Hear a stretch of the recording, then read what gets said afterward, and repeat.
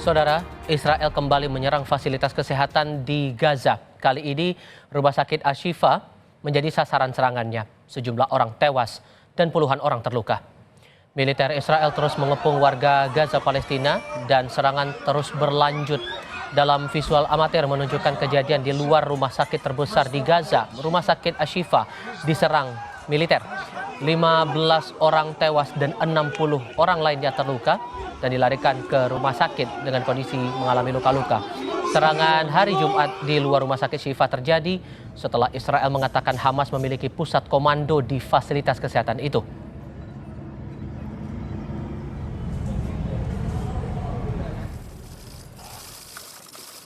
Dari dalam negeri, Saudara, Indonesia pada Sabtu pagi mengirim bantuan kemanusiaan berisi 51,5 ton yang berisi bahan makanan, obat-obatan, dan logistik lain untuk warga Palestina yang terdampak konflik di Gaza. Presiden Joko Widodo melepas bantuan kemanusiaan untuk warga Gaza Palestina di Lanut TNI AU Halim Perdana Kusuma, Jakarta. Pengiriman bantuan tahap pertama seberat 51,5 ton berisi bahan makanan, alat medis, selimut, tenda, dan barang-barang logistik lain. Presiden menyatakan bantuan ini bukan hanya dari pemerintah TNI Polri, namun juga dari masyarakat yang disalurkan melalui berbagai lembaga kemanusiaan.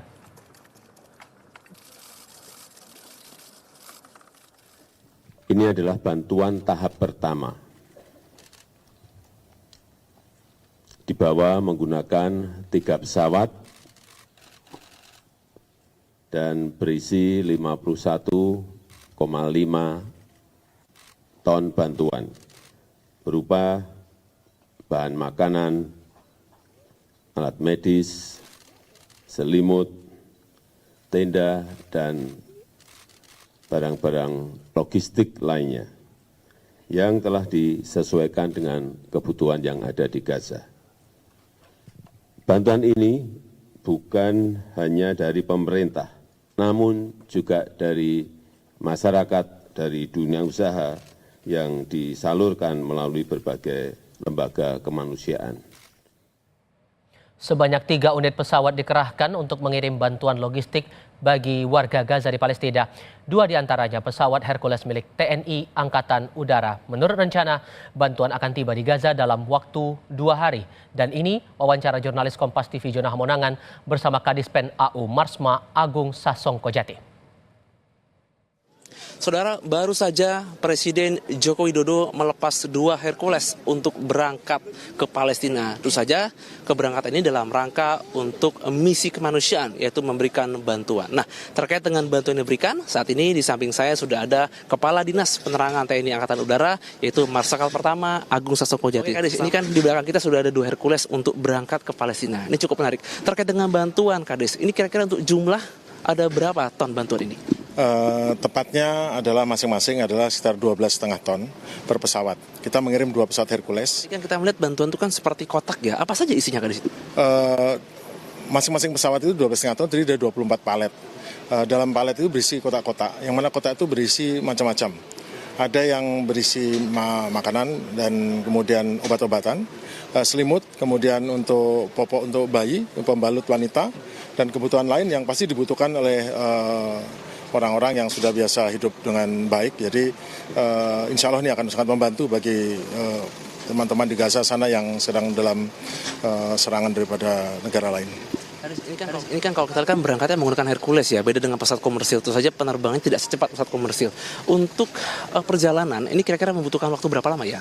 Perjalanan tidak bisa langsung dalam sehari, dia akan loncat-loncat hop. Karena juga tergantung cuaca juga. Kira-kira kita akan sampai di sana dalam waktu 2 hari. Pertama akan sampai ke Aceh, dari Aceh akan ke Myanmar menuju Delhi, dari sana akan nyebrang menuju ke Sinai, Mesir. Nah, terkait dengan kemampuan ini sebenarnya untuk kapasitas yang diangkut, ini sebenarnya sudah kapasitas maksimal nggak sih, Kadis? Atau mungkin ini cuma setengahnya saja sebenarnya? Ini sudah mendekati maksimal. Jadi masalah daripada bantuan ini kan bukan beratnya, tapi masalahnya adalah volumenya. Nah, ini yang mungkin agak sulit kalau menggunakan pesawat biasa dan kemampuan mendarat di dataran atau di landasan-landasan yang tidak disiapkan unprepared airstrip itu bagus. Jadi Hercules kita memang Hercules yang cukup bagus dan handal dan kita digunakan untuk segala macam operasi militer dimanapun. Terima kasih, Gadis. Terima kasih. Ya. Demikian wawancara saya dengan Kepala Dinas Penerangan Angkatan Udara, Marsikal Pertama Agung Sasoko Jati. Kita bisa melihat terkait bantuan yang dikirimkan ini dalam rangka untuk operasi kemanusiaan. Ini menunjukkan bahwa adanya perhatian dari pemerintah Indonesia, khususnya TNI, dalam rangka mengirim bantuan logistik. Diharapkan dengan adanya bantuan logistik ini, masyarakat Palestina yang saat ini sedang menderita bisa sedikit terkurang rasa sakitnya, rasa mungkin penderitaannya dengan adanya bantuan ini. Zona Munangan, Arif Rahman, Kompas TV, Jakarta. Perlu dipahami, saudara, rute pengiriman bantuan kemanusiaan menuju Gaza mulai dari Landasan Udara Halim Perdana Kusuma Jakarta Timur, lalu melewati Aceh dan Yangon, Myanmar, berlanjut ke New Delhi, India, lalu Abu Dhabi, Uni Emirat Arab. Kemudian diteruskan perjalanan ke Jeddah, Arab Saudi, hingga ke El Arish, Mesir, untuk kemudian disalurkan ke Gaza, Palestina.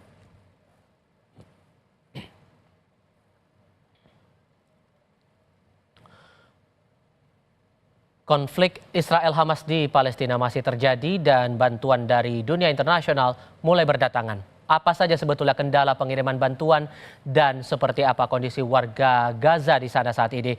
Beruntung saat ini pukul 12 siang waktu setempat kami bisa tersambung melalui sambungan dalam jaringan dengan relawan Mercy di kota Gaza, Palestina dengan Fikri Rofiul Haq. Assalamualaikum Mas Fikri.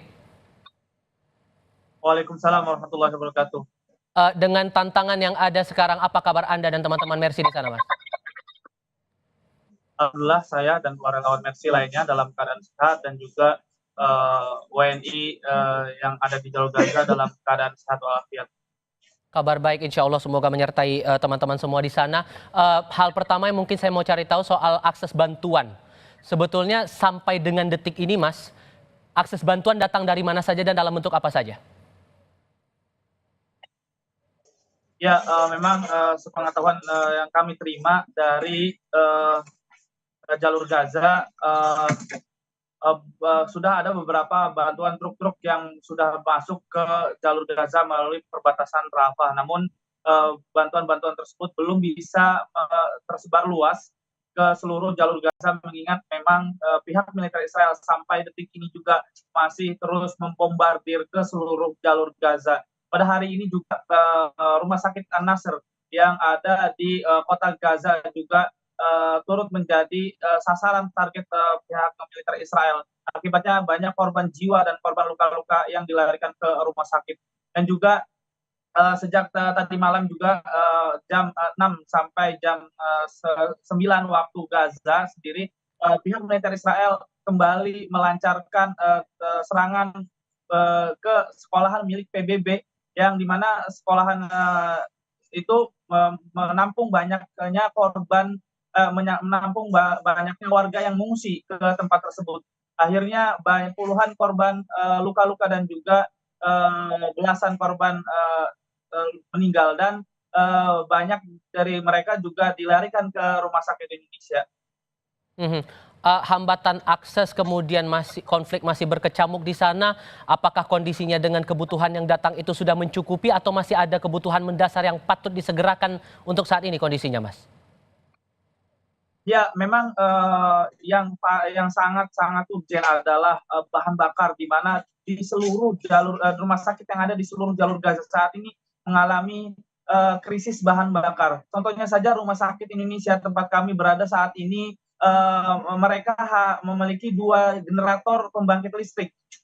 Namun saat ini hanya satu saja yang menyala untuk mengalirkan aliran listrik ke Rumah Sakit Indonesia. Satu generator lainnya mengalami kerusakan dan juga sudah mengalami kehabisan bahan bakar. Tentunya juga dari selain bahan bakar juga tentunya obat-obatan tentu menjadi bahan urgen untuk dibagikan ke masyarakat Palestina, terutama di rumah sakit, karena di Rumah Sakit Indonesia sendiri juga pantauan kami banyak pasien-pasien yang belum mendapatkan obat. Sudah berhari-hari mereka belum mendapatkan obat dan juga belum mendapatkan penanganan dari tim medis yang ada di jalur Gaza, mengingat tercatat lebih dari 107 tim medis yang di jalur Gaza meninggal. Akibatnya dengan angka tersebut, mengurangi tim medis yang bekerja 24 jam menangani pasien-pasien yang terus sampai detik ini dilarikan ke rumah sakit termasuk rumah sakit Indonesia.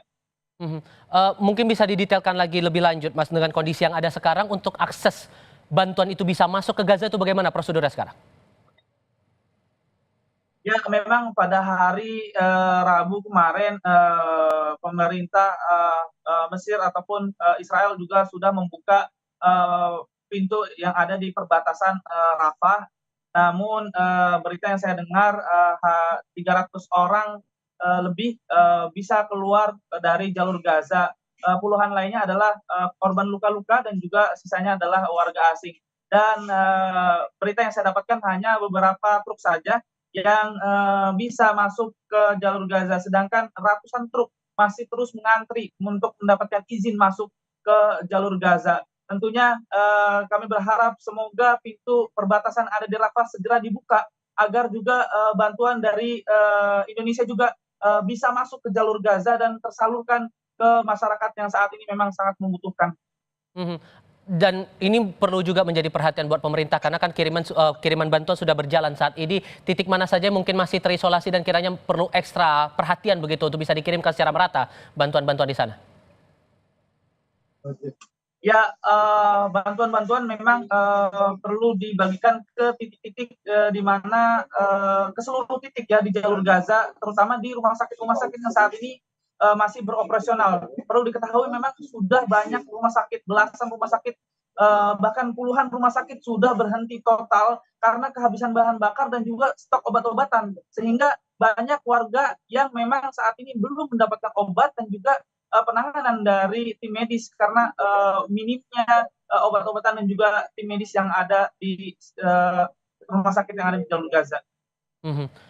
Tidak hanya soal akses bantuan untuk masuk ke Gaza, tapi juga masalah pemulangan warga negara Indonesia yang juga tampaknya masih menghadapi tantangan tersendiri di situ. Bahkan sempat ada kabar kesulitan warga untuk dievakuasi ke arah Mesir. Itu tantangan itu masih samakah begitu dan apa kesulitan yang sebetulnya dihadapi di sana, Mas?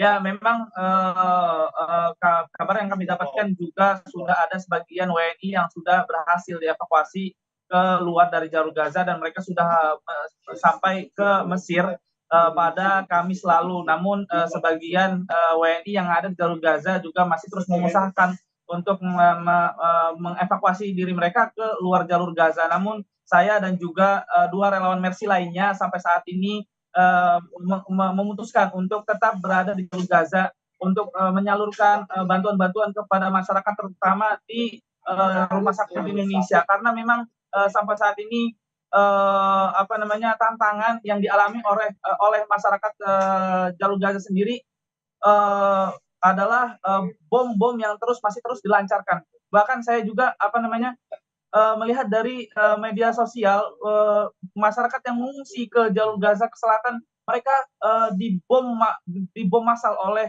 pihak militer Zionis Israel. Tentunya dalam keadaan ini tidak mudah untuk warga untuk mengungsi keluar dari jalur Gaza baik warga Palestina maupun warga asing lainnya. Doa terbaik untuk Anda bersama dengan teman-teman Mercy, warga negara Indonesia memutuskan untuk tetap bertahan di Gaza, Palestina. Mas Fikri, terima kasih banyak. Semoga tetap sehat selalu selama berada di sana, Mas. Assalamualaikum. Laporan berikutnya akan hadir untuk Anda usai jeda. Presiden Joko Widodo